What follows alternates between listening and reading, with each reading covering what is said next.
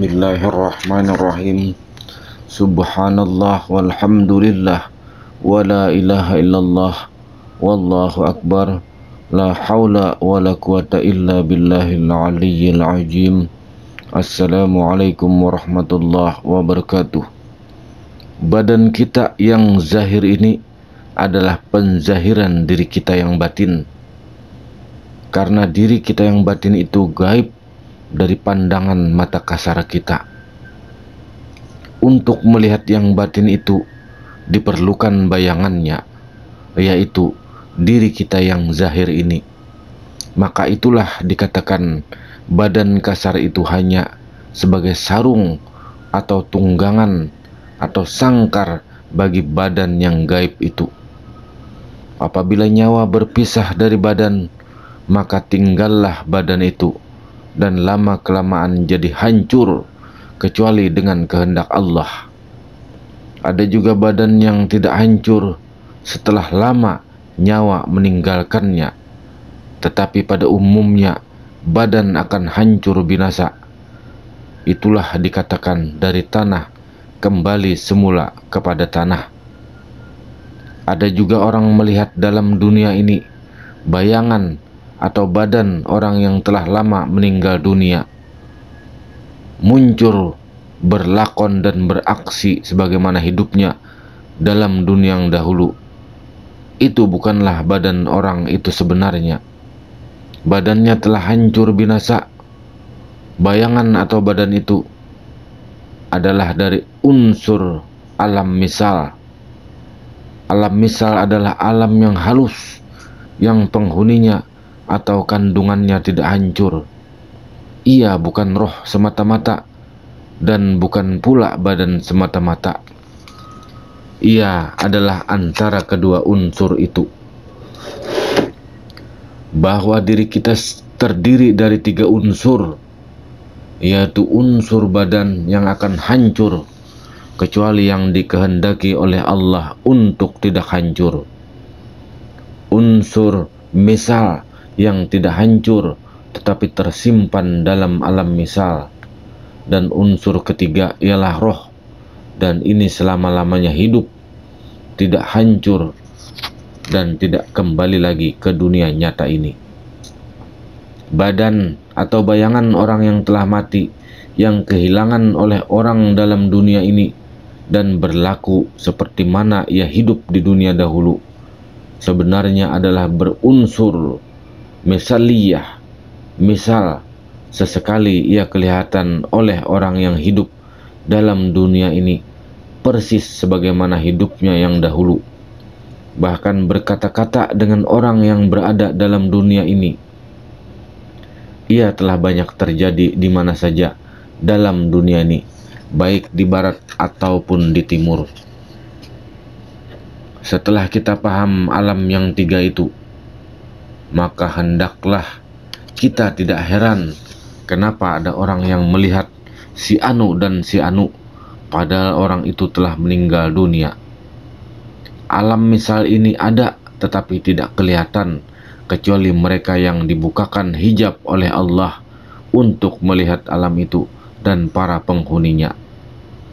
Setiap orang hendaklah mengenal akan dirinya yang sebenar-benarnya, yaitu yang berunsur rohaniyah, agar dia tidak mensia-siakan hidupnya di dunia fana ini. Hidup kita bukan di dunia ini saja. Hidup kita berkelanjutan, kekal abadi, tiada ujungnya. Nilai buruk atau baik bukan dilihat dari segi kekayaan harta, pangkat atau jabatan yang diperoleh di dunia ini, melainkan nilai baik dan buruk seseorang bergantung kepada iman dan amal soleh seseorang itu.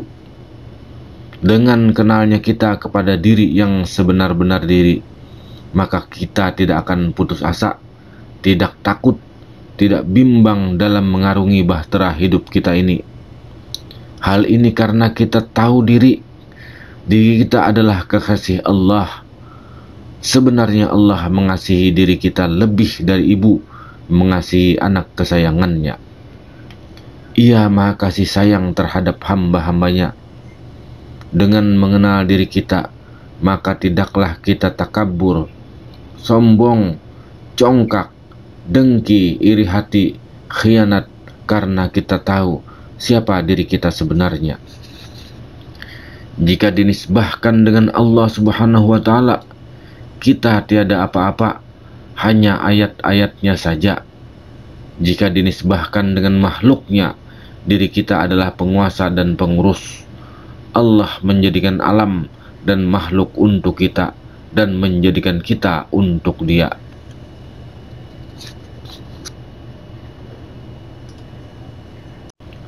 Ada juga orang yang berpendapat bahwa diri manusia itu terbagi hanya menjadi dua unsur saja, yaitu rohaniyah dan jasmaniyah.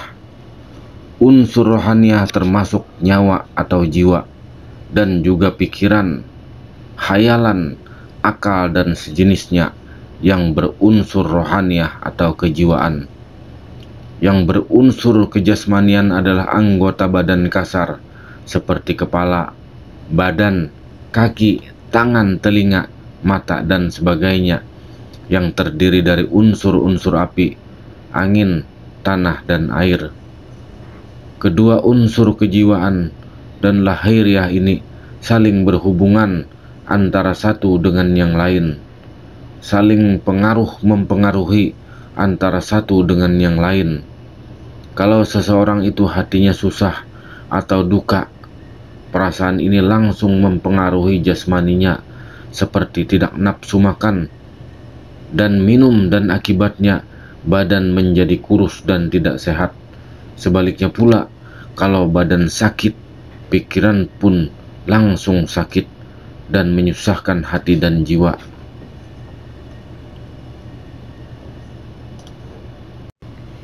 Kemudian menurut sebagian para sufi, diri insan terbagi menjadi 3 bagian, yaitu bagian jasmani, bagian misali, dan bagian rohani. Unsur roh itu adalah diri yang sebenar-benarnya. Itulah diri yang tidak akan mati menurut istilah biasa. Diri ini berpindah alam saja, dari satu alam ke satu alam yang lain. Diri inilah yang mulia dan menjadi ayat atau nur Allah.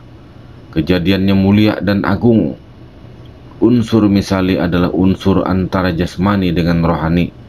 Ia adalah diri lapisan yang kedua, yang termasuk di dalamnya adalah pikiran dan tubuh halus yang bukan jasmani dan bukan pula roh yang sebenarnya. Diri inilah yang biasa mengembara dalam alam mimpi tatkala kita tidur. Di lapisan yang ketiga ada diri jasmani, yaitu badan kasar kita yang terdiri dari 4 unsur, antara lain unsur air, unsur angin, unsur api, dan unsur tanah.